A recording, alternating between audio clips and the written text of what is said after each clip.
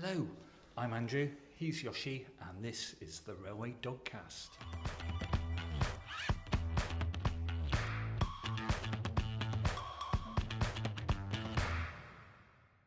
We are in the historic dockyard at Chatham. We've got Tony from Hentis Rail, and if you haven't checked out his YouTube channel yet, please do. And we've got Matt Peddlesden.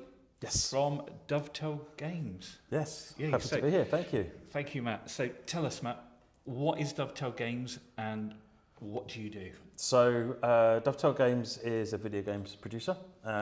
We've been around for, I can't remember how many years now, a long time. Yeah. Originally set up to take over and to build what became Train Sim Classic. Players may remember Rail Simulator and Railworks. They were the early days, but nowadays it's Train Sim Classic. And then the current sort of predominant title is Train Sim World, obviously with the new one coming soon. We've got over 150 people in the company now. Wow. Yeah, so we've been in the dockyard, in various places in the dockyard for quite a while actually. It's a really inspiring, creative place to be around this the stuff and all the really fun stuff that goes on. Yeah, we had a walk after we had our massive car journey this morning, and Yoshi had a look, and you've got some trains at the end there and some track, and so yeah, it's a really nice setting. Oh yeah, no, it's lovely. You got all the boats, and they've obviously got the 1940s weekends. If you haven't been to the dockyard, please come and visit the historic dockyard. It is such a good day, everyone I know enjoys it, and we love being here. Like I said, we've been here now in I think 3 or 4 different offices over the time as the company's grown and changed, and obviously the COVID had an impact on where suddenly we went from this office being having 150 people in it to almost nobody now. The company's almost entirely working at home. Yeah, things have changed. Yeah, exactly. Yeah. Things changed. But actually what we found was during COVID, everybody worked, they thrived, actually. And that's why we kept doing it. We didn't bring people back into the office because actually everyone, we had a sort of a program of this, kind of like your place is your space. It's like, where do you do your best work? Yeah. And, we found everybody was just working really well at home and benefit from that. So looking at your website, you're very people orientated. Oh yeah, it's very key to us that the company doesn't exist without its people. The products don't exist without the people, and so looking after people is paramount. It's job one. Yeah, making great products is job 2. Yeah. The people, everybody in the team has to enjoy what they're doing, and people who enjoy what they're doing make great stuff. That's good. Yeah. So the great stuff that you produce, you said Train Sim World? Yeah, so Train Sim World is the main product that the team are working on. Yeah. Been doing that now for, I want to say 7 or 8 years. Wow. It's possibly even more than that actually. It took us 3 years, I think it was, maybe 2, to actually, while we were working on it, before we even told anybody we were working on it. Wow. Before we got gives to that. Some idea of how long it takes to develop. Yeah. I'm not a gamer, I will freely admit. I've seen some of Tony's streams and I'm really impressed with the graphics and things. So I can well imagine that 3 years to set it up and develop it and get to the final product is, I imagine it's quite good going, to be honest. It's making video games is it's a lot of fun. It's best job in the world. It's got, in my view, but it's not easy. And train simulators in particular come with so many challenges because one of the things you can do in traditional game development is create your own world. Mm-hmm. Yeah, you can set the rules that world live by, and some of the rules that you can set can be the ones that work in your favour as a team and as solving your technical problems. We can't have huge worlds. Well, in this world, we only have small worlds. You can make decisions like that just resolve a problem. Yeah. We're not. We're trying to replicate the real world with real trains, and so it's just like, well, I can't. When we first started looking at doing Train Sim World, we looked fundamentally at, well, what game engine do we use? We use Unreal Engine 4, but we looked at all of them. And one of the challenges there, when you go out to each of these game engine developers and you say, so we want to drive over 100 real world miles, maybe 200 or 300 real world miles, I want to do it at 350 kilometers an hour, at 60 frames per second. You can't stop and do a loading gap. And they all went, nah, they can't do that. You can't do that. So Unreal Engine had some really cool stuff with the way that it segmented the world out, which meant you could do the big worlds. And then our team spent a lot of time improving, optimizing and changing how Unreal worked so that it would actually enable us to meet all the other goals that we had in there as well. And that's been a journey for us, you know, advancing and enhancing the game engine as we go. So yeah, it's been a really interesting, fun challenge trying to work out how we solve these problems, because as I say, it's the real world, so you've just got to solve the problem. One of the things I was interested in is that you use real operators' logos and liveries and things. Is there a big negotiation process with those freight companies and passenger companies to be able to use their liveries and things? Oh, I know, absolutely. We've got two brilliant people that look after the licensing side of things, and they are, you know, in regular communications with new partners and existing partners, because a license doesn't mean you've got carte blanche to do anything you like. Mm-hmm. Once you've got the license, then every use of that license then has to be a process as well, because they want to make sure that their logos, brands are being represented in a way that they're comfortable with. Yes, of course. And sometimes it's just as simple as making sure the logo is correct and used in a correct way, typical brand guideline stuff. In some cases, it's been the shape of the train isn't quite right, or this functionality isn't quite the way we would like it. I remember when we did the LGV on TGV route, SNCF were brilliant. I think we had a 30-page document of feedback just on the train. Wow. Just on the train. And it was, that kind of feedback is great. It sounds like, oh, wouldn't it be so much easier if there was no feedback and you could just get... Actually, I love working with partners who are super engaged like that, because they all just want to make something that looks great. Yeah. You know? So if there's some areas that they know their trains and the way they work and the way they look and what's important to them, well, that's really good. That's what I want to know. That's what our players want to see in the game. Absolutely, because I'm imagining the players want it to be as realistic as possible. Yeah, the licensing and the branding is absolutely critical, because none of us want to drive fictional trains, or very few want to drive fictional trains. We want to drive the trains that we see, the trains that we know, whether from our past or whether it's the current stuff that we drive and ride, mostly ride, during the course of our days normally. And it's very, you know, it's that's what people respond to. It's what they enjoy driving. You mentioned fictional trains. I see you've got Thomas the Tank Engine as one of your... Well, is Thomas fictional? It's been around for 80 years now. Yeah, so. Okay, sorry. Hush my mouth. But no, I mean, it's one that Thomas has been a really interesting journey, because it is fictional, but you can't take any liberties. You can't make any of those cuts. And actually, even though it doesn't exist in reality, you can't go and see Thomas in reality and take lots of photos. Not the Thomas that's in the cartoon show. Yes, there are trains that pretend to be Thomas, which is great. But so we can't do the reference strip we would normally do, for example. There are still lots and lots and lots, thousands and thousands of people out there who could tell us where we get it wrong. Yes. So it's really interesting. Now, we've got 2 or 3 of those people working in the business already. We've got a couple of really huge Thomas fans, and you know, they're here because they love trains as well. And obviously they were over the moon when we said we were doing the Thomas project, and they've been, you know, really good at giving us that fan perspective. You know, I love Thomas, but nowhere near the level that these guys do. They are really into it, which has been brilliant. And they've been looking at what's important to them, what sort of discussions communities have had over the last, you know, 10, 20 years about when they did this in the show and how it didn't react well with players, or players loved it, or viewers, loved it, and taking that feedback, along with working with Ian McHugh, who is the producer of Thomas, which is such a privilege and such an honour, that we get his insight into what we're doing as well. And so that enabled us to, you know, get Thomas as accurate as possible, you know, which seems weird to say about something fictional. Yeah. But after 80 years, I question if it's fictional. So have you got any fictional or real world routes that you would like to see personally? Not giving the game away. I was going to say, that's always a challenge, that question. I mean, me personally, I like Steam. I like Steam, I like BR Blue.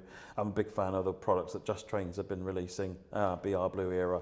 The biggest things for me is anything which has a nice variety of things that you can do on them, or a player challenge.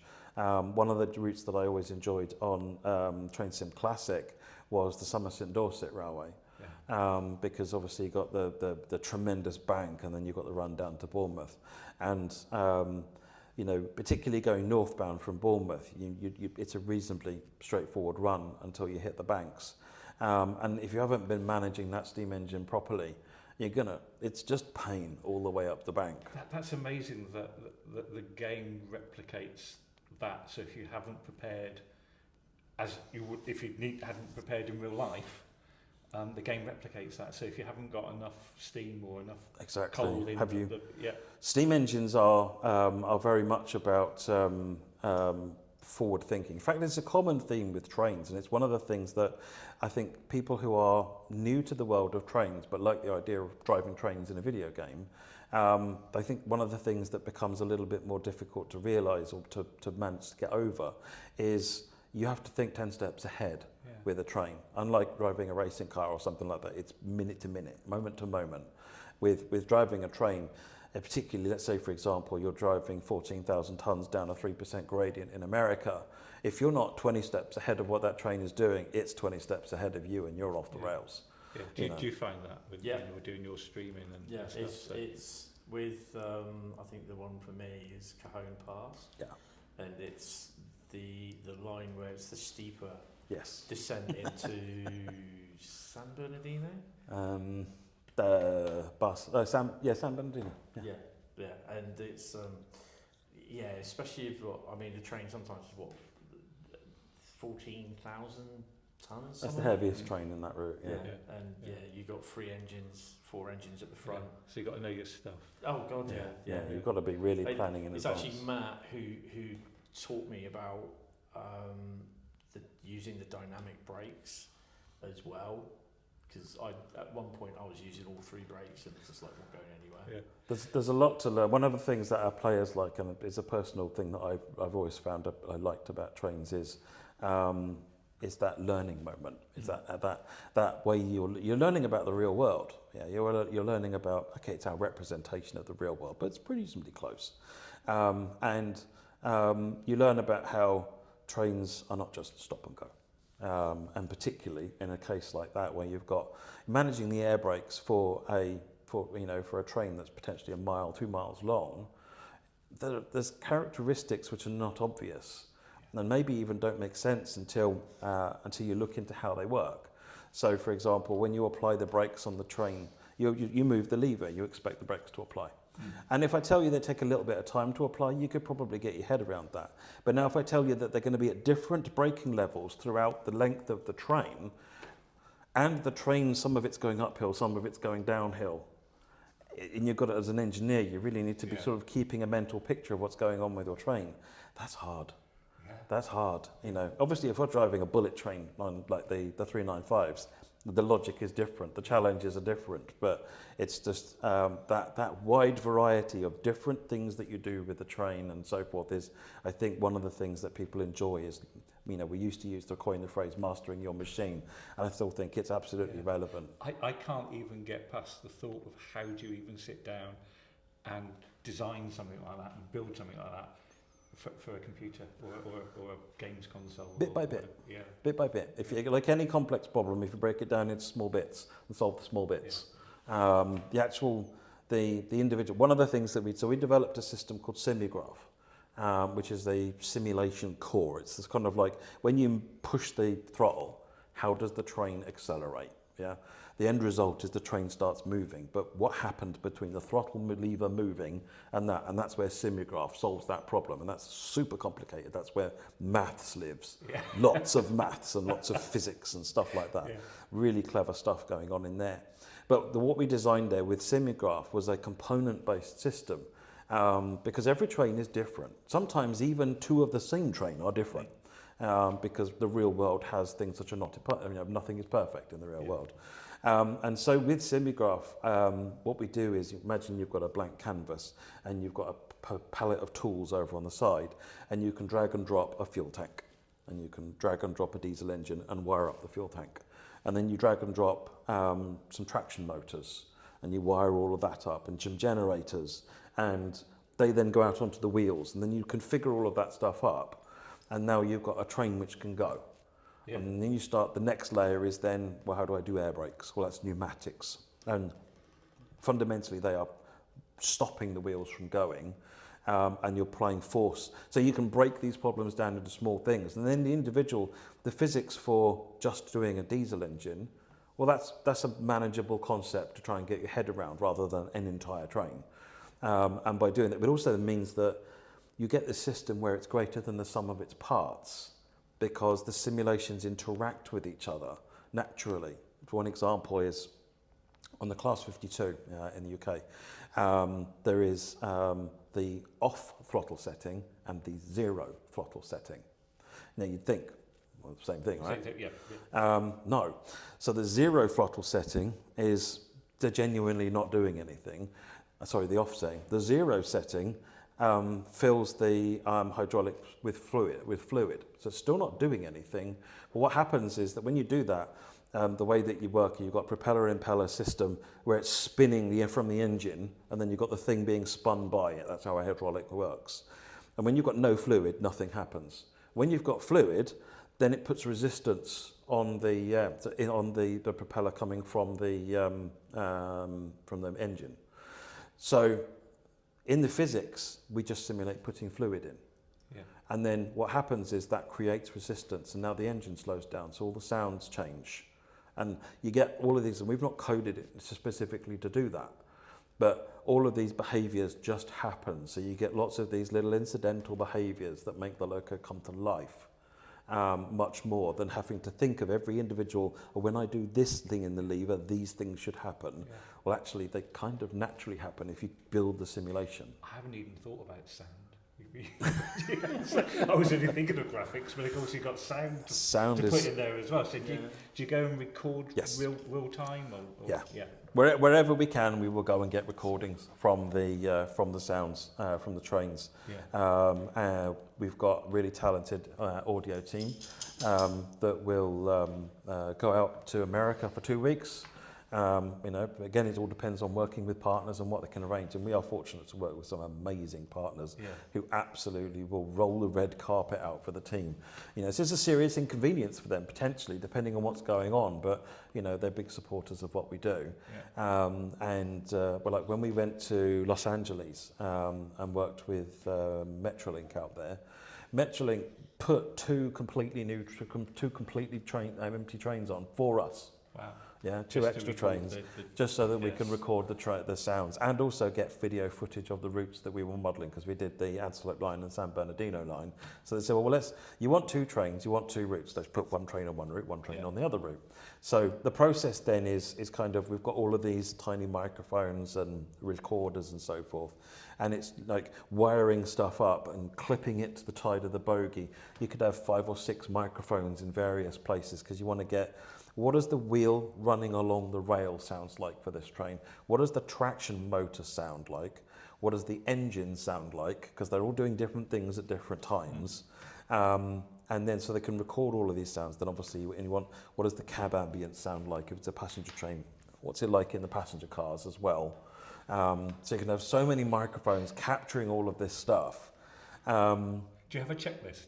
Yes, they've got a big document, because one of the things we need to do as part of health and safety and signing this off from a technical perspective is send that over to the partners, and then they can make sure they're comfortable with everything we want to do and make any adjustments as needed. And then we'll go out there. Normally there'll be a day spent recording in the depot or in a stationary location, because you want quiet. So let's say, for example, you're doing a passenger train, and you've got, when you close the doors, you get the beep, beep, beep, beep, beep, and the doors close. Well, you want that on its own, without chitter chatter, without buzz, so you can't just go to a railway station and record that, because it's too mucky. There's too much in that sound. And yes, you can probably try and clean it up, but every process you apply to an audio file takes it further away from being a good source audio. So the cleaner you can get that source, the better. We've got the team are really good at trying to improve the audio that we do record, but obviously it's still get that audio as clean as possible. So they'll do a bunch of recording on one day in the depot where they can get it as quiet as possible, and then they will run out to do a mainline run or something like that, where they can then get the real meat of the sounds, the ones that all the players are looking for, and thrashing. The thrashing sounds, the coasting sounds, the brake squeal sounds as it's coming in. Yeah. I remember one of the trips the team did, I think one to Netherlands. One of the big challenges is, obviously everyone loves a train horn, right? Yeah. Yeah. Yeah. Train horns, they're not neighbour friendly. Yeah. Right, so it's generally difficult to get train horns for that reason, because ideally the best time to do a place to do a train horn is in the depot, stationary. If you can get everyone to just quiet down, put the tools down for a minute, and record a beautiful train horn sound, because we've got the recording gear that we've got these days. I say these days, it wasn't that long ago when you used a recorder. You had to be really careful where you are, because train horns are really loud, especially in America, for good reason.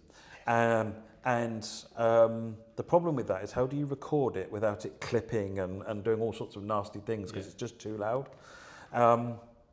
So we'd have to stand a long way back to get these recordings. Well, we've now got these new recorders from the same company that are significantly higher bit depth, which means that you basically can't clip them.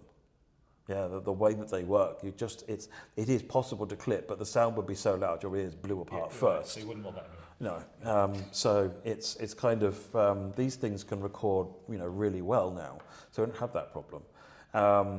But yeah, so it's a really interesting process getting all this stuff captured and figuring out how that all works. So are you again, not giving anything away, are you working now on maybe for 2 years, 3 years time? So we generally plan 1 year in advance. We've got eyes on 2 or 3 years in advance, but the world changes, players' expectations changes, and it may be that what we think is a good trajectory today turns out that after you bring out the current stuff, or as you're bringing stuff out, they've actually had enough of that kind of thing, and it's time to move in a different direction. Okay, so you've got to really second guess. Yeah, we try and keep, what we try and do is, if you imagine it's kind of like this sort of a thing, we know what we're doing today with crystal clarity, and we have an increasing range of options as we go forward. We're talking to different operators. We've got kind of like, well, where would we like to take it? It's just like, oh, we'd like to see this. And at the end of the day, if players are kind of telling us they don't want that, there is no point in doing that. So it's just like, okay, well, let's drop that and change it. And we've dropped 2 or 3 products in the past that have been mid-development, early on, admittedly, because they just weren't the right product to make. And we've learned from that, and we're getting, it's only early days when that happened. But I think that's part of, we've got to make sure we're making the right products for our players, and they're going to enjoy it, and sometimes you have to make a hard call. Yeah. So you mentioned the Somerset and Dorset with Bournemouth West, I'm guessing. Any plans to do Eastleigh Pool to Weymouth and have a cockapoo sat on the platform barking? Oh, I'd love that route. It's a really interesting line. No, I've no plans at the moment. No. Well, Yoshi's standing by, ready for his screen grab if needed. Get him 3D scanned. Yeah. No, I like that. I love that idea. It's a really interesting area. The trains are interesting. I don't think we've done anything in Southwest at the moment, so in SWR, SWT territory. Yeah. It's long needed. Oh, sorry, did I say that? So from all the locos and trains that you have seen, what has been your favourite? Do you mean in game or in reality? In reality. Oh, that's a tough one. Lots of people ask me what my favourite train is. And the thing is, I'm a train guy. I just like trains. Yeah. You are a rail enthusiast as well? Yeah, yeah. Oh, lifelong. Full credit to my dad. Yeah. Dad and I used to go train spotting all the time at a local station. I used to go train spotting at Ipswich Station.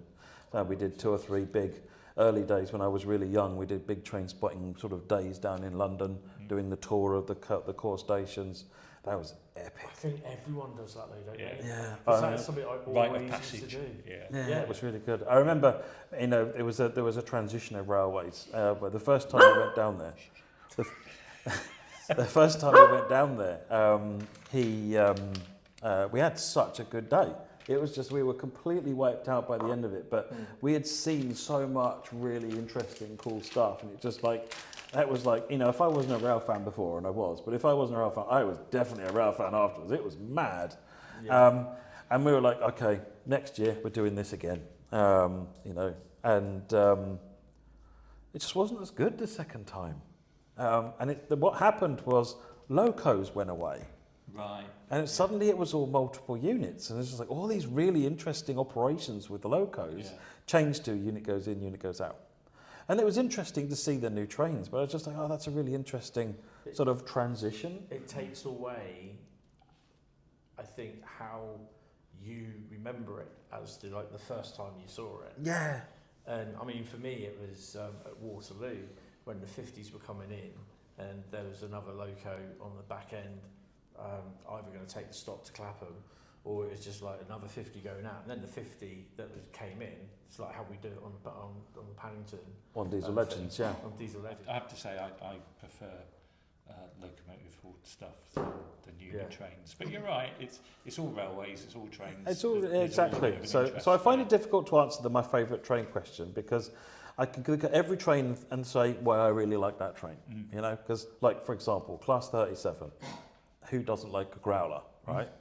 My favourite steam loco is the 9F, because so many wheels. Yeah. It's just a joy to watch those things move. Favourite modern train would be the 395, because that's a hell of a shape. And it's so much fun in the game to drive, because you can do everything. Whether you're just having a short blast up the high-speed line, or whether you're doing the commuter journey elsewhere. So I generally, I like so many different things. Steam engines are always a big hit for me, though. Just this living, breathing, pulsating machine in front of you. But I used to never see the point in diesel galas. I'm going to be really open about that. There was a time where I just didn't get diesel galas. I'm like, if I'm going to a gala, I want to see steam engines, right? Why would I go to a diesel gala? And then I went to a diesel gala, and I'm like, okay, that's why. That's why. That's amazing. And then I went to 3 or 4 more diesel galas. I guess now, I mean, the diesels that I grew up with, they're heritage locos now, and they belong on preserved railways, and it's good to see them working at galas, we would have done with steam when I was a kid, which was 10, 20 years before. Exactly. And it's also I guess I hadn't really taken into account of how much the work required and the effort they put in to just put on a show. It was just, everyone was having a really good time, because we were all coming up. I think one of the diesel galas was the Bluebell, and there's the steep hill in the tunnel. And, we were all sort of like, oh, it's slowing down. It must be the tunnel. Yeah. And then sure enough, get into the tunnel, up it goes onto max power. And you're like, oh, yeah, that's amazing. Yeah. It's just everyone having such a really good time. And as much as people really enjoy the diesel, there's such a different vibe to the diesel gala compared to the steam ones. Both great, but it's just a different experience. And so I'm old enough to remember when the Bluebell said, we'll never have diesels. Times change. Yeah. Right, okay, the next one. You've done a lot of charity streams for, I think one of them was Special Effect. Several for Special Effects now, yeah. Yeah, and was the other one Game Blast? Or? I've done, so Game Blast I think is Special Effect as well, because they have their one special day, they have Game Blast. I've done Cancer Research, Médecins Sans Frontières, NHS Charities Together, Children in Need several times. So there's quite a few there. How much do you reckon that you've raised for all of those? Because I think most of the streams that you did were, I think that one of them was about 20, it was an actual 24-hour stream, wasn't it? I did 2 full 24-hour streams, and they were horrible. They were a good time, but for me personally, they were horrible. And the other thing that I didn't like was that I had prepped myself to do a 24-hour stream. I'd done a lot of research, about what to do, what not to do. Do not drink energy drinks, do not drink caffeine, anything like that. Have bucket loads of water, have protein snacks like nuts and all that kind of stuff to graze on. Just be really careful about what you're doing. Take breaks. That's great. I've prepped. Have my viewers? How many viewers am I making sick by doing that? Because they haven't prepped for it in the same way. And then Twitch, there were a couple of unfortunate incidents with streamers after I'd done the second one, but they'd had bad incidents. And Twitch basically said, we're not going to stop anyone doing 24-hour streams, but we're not supporting it anymore. They said, if you're going to do a long stream, why not break it up into 2? And I'm like, oh, that makes so much sense. So the third stream, I did 2 15-hour streams. So overall, it was actually longer. But whereas like on a 24-hour stream, the first 15 hours, it's great fun. After that, it starts going downhill, which I guess has some comedic elements to it. Yeah.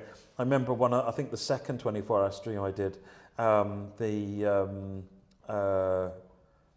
of the last things I was doing, so we're talking at like 8 a.m., 7 a.m. in the morning after you've been up for 24 hours, I decided I would do a really hard German scenario. It was a disaster. Oh my word. I mean, the scenario was brilliant, absolutely brilliant. The author who uploads stuff to Steam Workshop, because this was back on Train Sim Classic, always does just a brilliant, and he always pushes it to where you really need to be watching exactly what's going on and paying attention, and he pushes your knowledge of German railways. And I was just not at that place. It was just like, so I've learned from that as well to just like pace yourself, do the complicated stuff early and give yourself a break towards the end.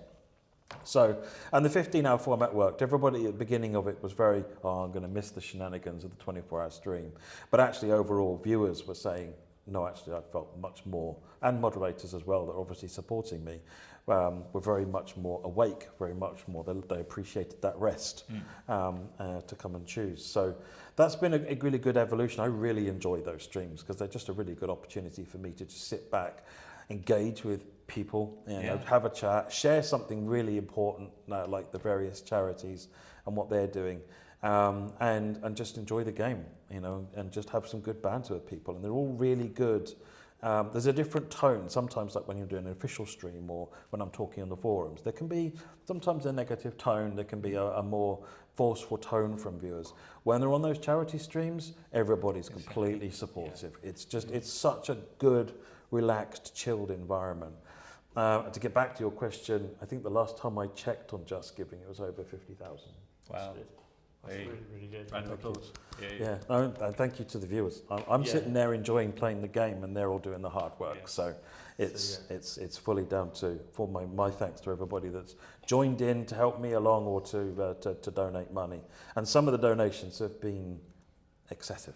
Yeah, they've been some really heartwarming donations and messages shared as well. People who have, shared a story about how that charity or something in that, field has affected them as well. That, take a couple of minutes a couple of times. Yeah. Just like, oh, that's thank you for sharing that. Yeah, here's some real life stories. Exactly. I've watched some of the streams, and not all of them, and I've obviously donated on some of them as well. And it's really, really good fun to watch sometimes. Yeah. I mean, but you haven't fallen asleep in a live stream, have you? I've come close to it. Oh no, I didn't. And in the 24-hour streams, I was struggling. I was in actual pain by the end of I think the second one. I was really struggling to stay awake, and I was finding myself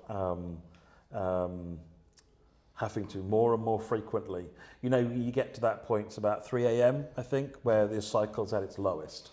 And that's where it starts to really hit. And so after that point, I think on the first one, both of them, I would just be like, after every scenario, out in the back in the cold air and throwing something on my face, it's just like, keep going. And that was, again, one of the things that was telling me, well, maybe I shouldn't be doing this. That's not healthy. It's not good, The other thing is as well is that you're not only concentrating on driving the train and the scenario, whatever it is you're doing, you're also reading the chat as well. And it's because there's no one else there reading the chat. It's just you. It's not easy. No, but I'm very thankful that a lot of viewers made a really special effort.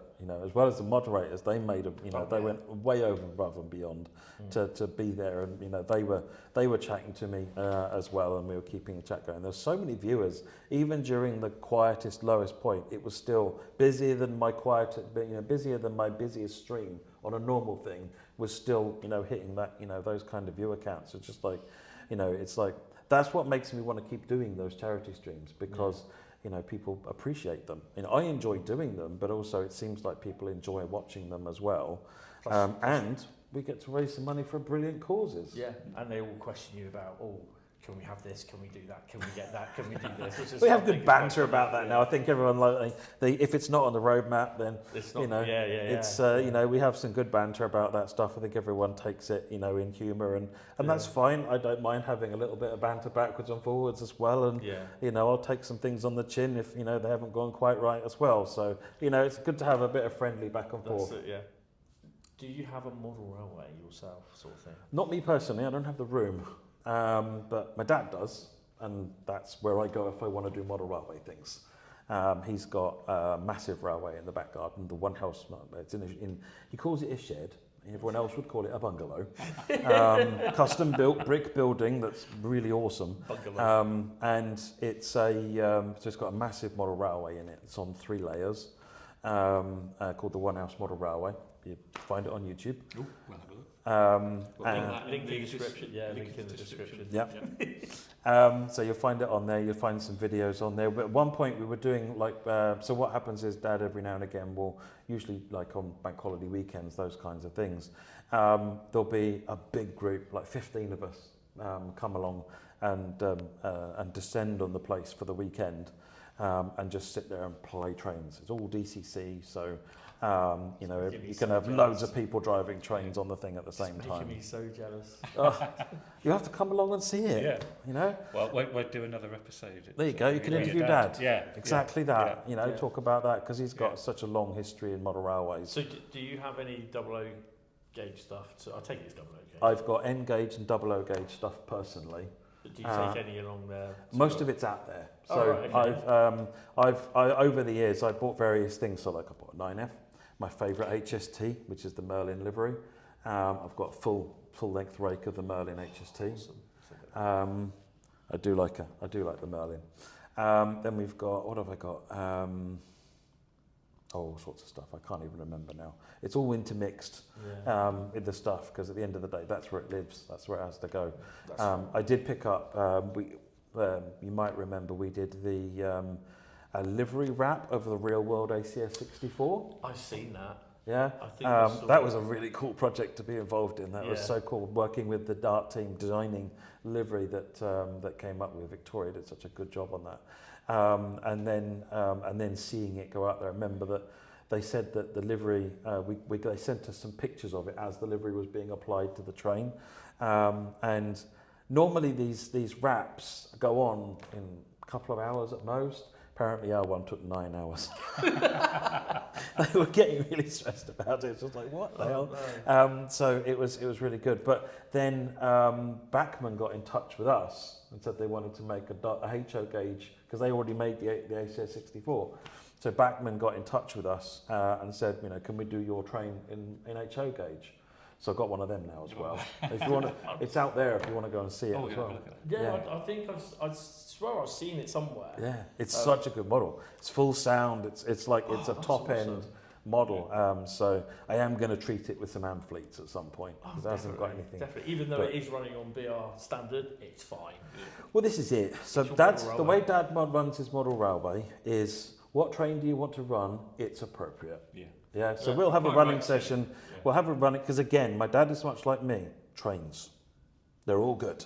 Yeah. So we'll have a running session where there'll be an Australian train. We've got the Indian Pacific set running with a German ICE. There'll be an Amtrak Acela. There'll be a BR Blue 31, a steam engine. Sometimes we theme it up during those weekends. We'll sort of like take all the stock off and put just BR, but put EMUs, like it's a Southern Region EMU day, or we'll put steam engines on. But sometimes just have fun. Yeah, just have fun, be yourself with it. Yeah. Right? Yeah. Absolutely. That's what I usually want to do. Some people sometimes can be too keen on finding what you shouldn't do. Yes. And I don't find that a constructive part of the hobby. I'm very much, and the same with Train Sim World, if you are having fun, you are doing it right. Yeah, exactly. But that's it. Rule 1 is one rule, and it's my model railway. I do what I want. Yeah. If Yoshi wants a blooming Gordon, the blue thingy engine on there, it'll go on there. It'll pay for it, eh? That was one of the first things I got paid for a long time ago, back when I first started working on Train Sim stuff. This is a long time before I joined Dovetail Games. I did work on a Microsoft train simulator add-on called Severn Valley Railway. Yes. Blue Arrow Train Sim did that one.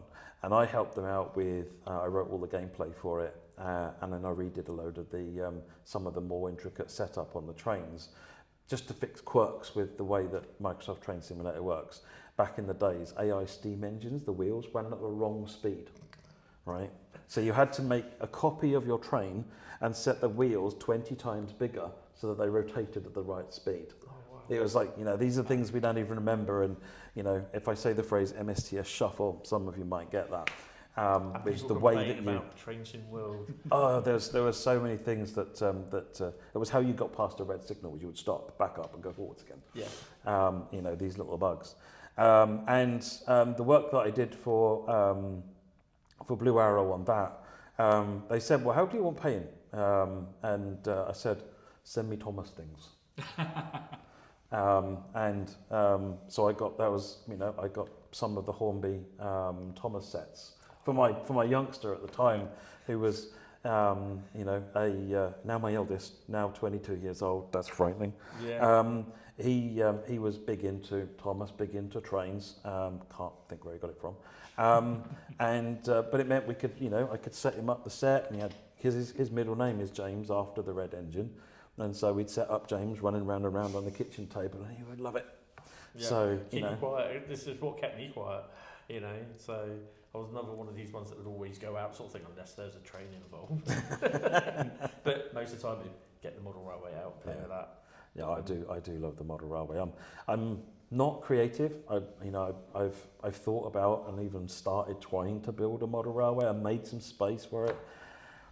I'm just not happy with it because I'm terrible at the visual side of it, and it ends up just being a bare baseboard with a really interesting track layout that I just get bored of. Whereas my dad is really creative at sort of putting the scenery on it, and it makes it really enjoyable to drive. So I kind of focus on. So I've written all the software for the layout that Dad uses. So it's a really complex setup. It means that so people will have we'll have operating sessions where people are not in the railway room, right? So there'll be somebody we had somebody from the Netherlands join us once. We've had people one guy was in holiday in the States, joined us. So we've got cameras all over the layout that are real-time streamed over Discord. When they do give you a moment-to-moment accuracy, so you can drive and stop with accuracy.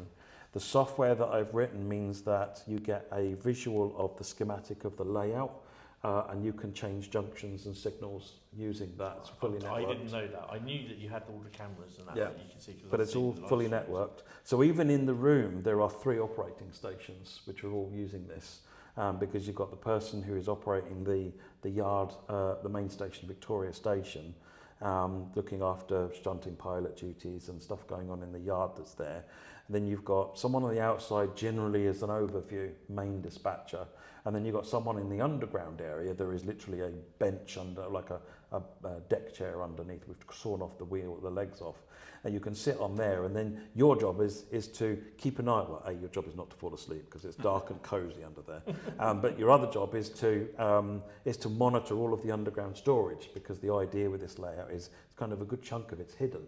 And the idea is you would drive a train around, it would go in, stop, and a different train would come out. Yeah. So you see all this changing stock all of the time. But then the same thing, people can have this client running on their PC, connect to Dad's network over our VPN, and then just engage with the layout as if you were standing in the room. So we'd have 20 people driving on the layout, and it's so much fun. So we have the model railway that the team are building. There's predominantly James and Will that have been working on the model railway down there. That's phenomenal, you know, what they've been achieving on there. It's all custom built circuitry, which they've had PCBs printed up for, designed themselves. It's based on the Merg DCC system fundamentally, but then they've extended it and so forth. But the whole thing kind of can run fully automated. It's got all blocking stoves, things on there. It's got all of the signal protections. So you can have loads of trains running around and they won't run past red lights automatically. Yeah, I think this is what he's doing, James is doing on his Dongits. Yeah, exactly. On there. And effectively, I think there was a lot of learning going on the Dongits on his railway that then came back onto this one, and there's lots of learning there. Crazy. We'll put a link in the description as well. Yeah. We've got a lot of links and stuff. James is one of our physics engineers. He works on the underlying physics of the game and how the train. So he does that Simigraph stuff. James is a very, very clever guy. But yeah, he's also very passionate about the model railway. Okay, we're only on question 4. We got that. So, what is your favourite piece of Train Sim World 6 content? Train Sim World 6 content. Ooh. Oh, you don't want to pick favourites of your children, do you? It's really difficult. And it falls into the same problem that I have with anything else, because I can look at each of those routes and tell you why I think it's the best route in the pack. Which route am I going to go back to the most? Probably Morristown. Yeah? I thought it would have been Dresden. Honestly, I'm going to go back to all of them a lot. Oh, yeah. It's like I said, I find Dresden is my favourite German route. Yeah. But Morristown offers something new. Dresden is the longer runs, and actually, personally, my general preference isn't longer runs. I know a lot of our players really like that, but my preference is kind of 30 to 45 minutes and lots of stopping, because I want to feel like I'm driving that train. I want a real driver's challenge. Yeah. Leipzig is a really good route. I've run it, a lot actually in preparation for the stream we did last week, and the ICET flying up and down the line, running the Dostos and the Talent 2 on the new Friedrichstadt line is really good. I'm looking forward to that. But I've been spending a lot of time recently on Morristown because of doing that stream tonight. And it's the Arrow 3 is really fun and interesting to drive. It's got that really unique handle. There's no reverser on it. You just handle one way, go forward, handle the other way, go backwards. That's interesting to grasp, get out of that one. Yeah, but it's actually probably one of the easiest trains in the game to drive, because it's even got manually lapped brakes. Sorry, self-lapping brakes, the easy ones. Oh, that's good. So it's really straightforward to drive. But then the Arrow's got the modern NJT access cab signalling system in it. Oh, yeah, so and that will provide, I think if anyone's got anything that's going to cause a wrinkle in that, that'll be figuring out cab signalling, because American cab signalling does tend to be a bit like, you're doing it wrong, slow down. So but when you get the hang of it, it's actually really good. And the route is fascinating to drive, because it's got gradients in different places, different sort of the track, lots of curves all over the place. You don't feel like you're on a straight line. Lots of stops. But on the eastern side of the route, you've got massive places like Hoboken and New York, and you're crossing the line. So the Northeast Corridor. So it's kind of between that and the Alp 45, which is the deluxe part of the Morristown line. That is so much fun.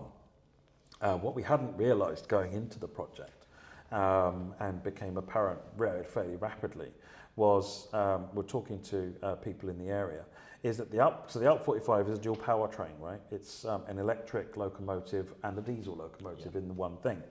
And even though all the wires go all the way to Hoboken, and it could run entirely under its electric power, the reality is that the way that Americans generally schedule their trains, and this makes so much sense, is they don't have one train doing that. They have a train sort of doing this all over the network. So when it comes into Hoboken, it might be going out on a route that can only do a diesel train. That's weird. So it's the Long Island's the same. You do something like from New York Penn to Jamaica, and then it might go down to Atlantic Terminal, and then it might go over to somewhere on the east. And they mix it. The reason for that is if that train dies, then you get a little bit of every service lost, not an entirety of one service lost. Yeah, I see. It makes a lot of sense actually when I started looking into it. But the problem with the Alp 45, or the challenge with the Alp 45, is that it's only got one pantograph, not two. So an Alp 46 has two, the Arrow has two, or one per unit. And if you're in Hoboken Station under electric power and you want to switch to diesel, you drop the pantograph. The wrinkle is that Hoboken Station's got a copper roof. And there is a distinct possibility you could discharge to the roof. Health and safety is not approving of this. Yeah. So they have this thing called Special Instruction 1500-6, I think it is.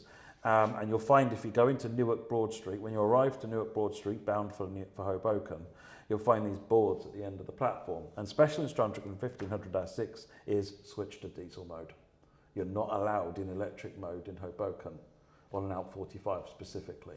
Mission accepted. So you pull into Newark Broad Street and then you press the buttons and go through the diesel changeover process, drop the pantograph, fire up the diesel engine, and then it's diesel engine into Hoboken. And likewise, coming out of Hoboken, diesel up to Newark and then put pantograph up. And I tell you what, the difference between diesel and electric mode, it is two different trains in one box. Diesel engine, especially if you've got 8 multi-levels behind you or something. By the time you've taken the head-end power requirement for lighting, air conditioning and so forth of the coaches, it's a slug. It's not a donkey, it's a slug. It's a slug. It's pretty sluggish. I mean, it does what it needs to do and you can get up to the speeds. But when you get to Newark Broad Street, you put the pantograph up, shut the diesel engine down, you've got a racehorse under you. Oh, so I'm looking and it's forward very to that. different. It's very good fun. Looking forward to that. So, what can players expect in kind of this next year of Train Sim World 6? So one of the things we want to spend a lot of time with is performance and optimizations. Some of the consoles have been struggling in particular. Now last year we did put, or early in the year, I can't remember when it was now, but a while ago, we did an update which freed up quite a bit of memory. And Train Sim World 6 comes with an optimization specifically for Series S players, which frees up another big chunk of memory for Series S players. But it's kind of, there's building and enhancing some of the features that we're introducing in 6, like the train faults and the announcements and so forth. Yeah. We'll be listening to player feedback on those and what we, how we do that. There's some other stuff that I want to look at potentially, but I kind of want the team predominantly looking at performance and optimization. Yeah. The game is good, it's fun, but where it gets challenging is if you're not confident you can finish that run.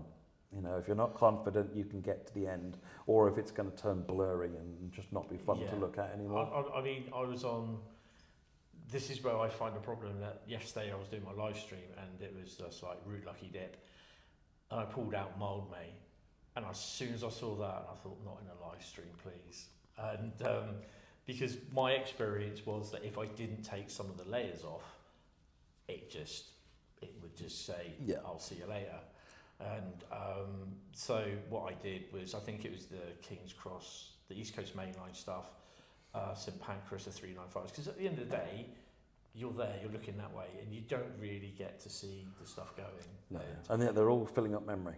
And these particularly, when you're looking at the layers, one of the things to remember is that a loco on coaches generally doesn't take up that much memory, but a multiple unit always takes up a lot of memory. So anytime you can get rid of, for example, an Azuma, if you don't need the Azuma in memory, get rid of it. It's consuming a lot of memory. Yeah. And if you need it, great. That's cool. That's what it's there for. But it's on the Morristown, we've got all the Long Island Railroad traffic. I'm so glad you said that. Which is really cool. It makes New York Penn look really busy. But if you're struggling, you're going to see that traffic for a minute, and then it's just going to be in memory for the rest of the time. So turn that layer off. If you don't need it, turn that layer off, and you'll have a better time potentially. That's it. So one of the things we've done with TSW6 actually, and it's worth everyone being aware of it, is that we now have changed the default for layers, so that layers will now default to being off. Now, it's not it's a bit more confusing. The whole topic of layers is ridiculously confusing. But essentially, we use layers for additional content going on, so extra services from other DLCs. We also use layers for stuff that's built in. So, for example, Southeastern High Speed, I think, has got 12 or 13 layers just to build the core services. Those won't be disabled. Yeah. Right. It's not just the one base layer that we're talking about here. Everything, it's things that require other DLCs that get disabled by default. When you first boot up Train Sim Mod 6, we get a pop-up box that says we've made this change. You can go and turn it on if you want to. Yeah. You can then go into we've updated the layers screen so you can see how many layers there are, how many you've got turned on. There's a quick button for selecting and unselecting, which is new, and it will now persists your settings as well, which it didn't before. But if you just want to get back to the experience you had before, we have put a master switch in the settings, so you can just say enable everything.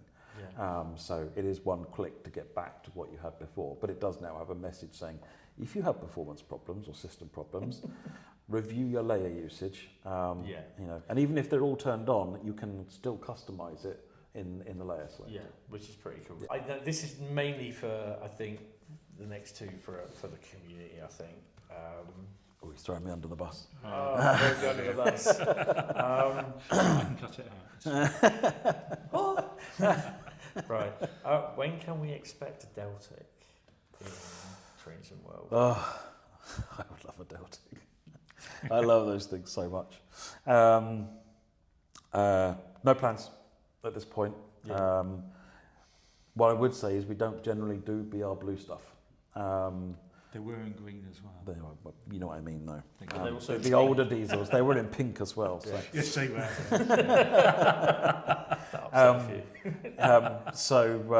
But I know that the Deltic Preservation Society had a conversation with them at the Greatest Gathering. They're quite keen to see Deltic in the game as well. So there you go. Yeah. So I don't know. Never say never. But the list of things I want to get in the game is this long.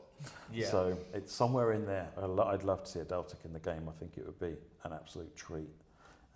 Proper sound set recorded from, I think 09 is the one that's out and about these days. Yeah, because what was the one we were at? 19, I think we saw it. Yeah, great. 9 was it? GCR. Forest of Dean, I think, Yeah. this weekend. And that was awesome. Right, okay. Any designs on a new freight loco for the UK? So yeah, I'd love to do another freight loco. I'm thinking a green 66. Green 66. Another yeah. 66. Yeah, that's what everyone wants. 59. Or a 59. Yeah. Yoshi loves the 66s. Too right. 66 are great. Yeah. But no, I totally get it. So one of the challenges is the 66 literally does run the backbone of UK freight. It does. And it's kind of, when you look at other freight, it's, do they still get used? Where do they get used? They're very route specific. That's it, yeah. There's no other general purpose freight loco anymore. So when you're looking at 60s or 67s, or which are predominantly passenger these days, or whether you're looking at 68s, you know, they're very specific in specific routes, areas. So it's like, unless you're doing the route it's on, it's no point considering it, you know. Yeah. I'd love to do a 70. You know, the Ugly Duckling, I think, is really pretty. I quite like it, actually. I love the 70. But plus it's another American. It's another GE train, yeah. But it's just got a different look to it, a different sound to it. But again, unless you're doing one of the routes that the 70 is on, it would be wrong to just throw a 70 because you made a 70. Yeah? But no, I can understand. I mean, you know, you see lots and lots of people saying, "Oh, we need a new freight loco." And I get it, totally get it. It's just like, you know, I get 66 boredom. You know, it's the licensing that needs, you know, licensing as well. It's even less about licensing. We have Freightliner license, so in theory, you know, we could do a 70. But it is about, you'd have to, it's not just making a loco, it's also making sure you find the right route to also put that loco on. It, yeah. And then actually, by the time you're doing, if you're not doing a route you've already got, does it need a new train, passenger train?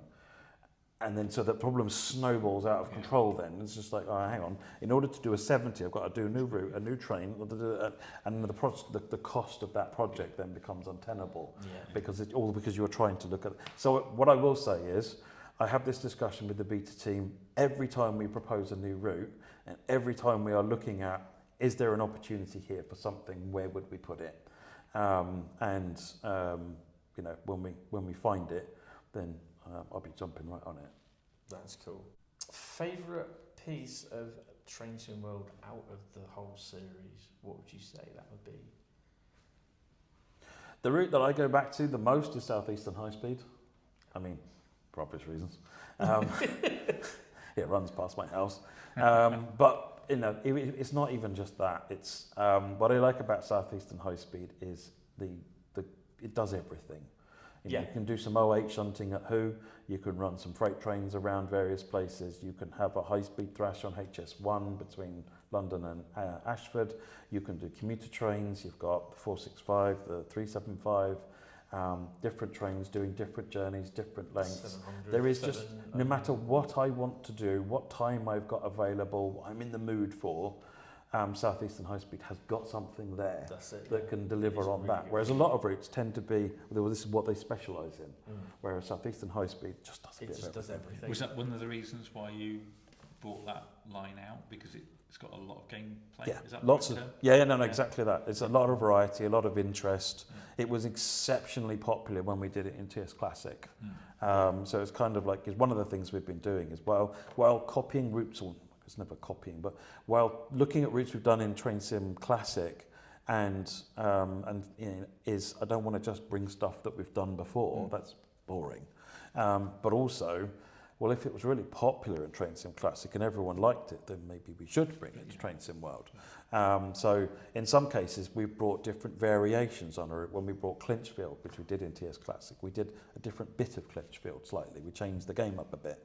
And South Eastern High Speed, again, is not the same route these days, certainly, as it is in TS Classic, because we added the line to Dartford and the line to Ashford.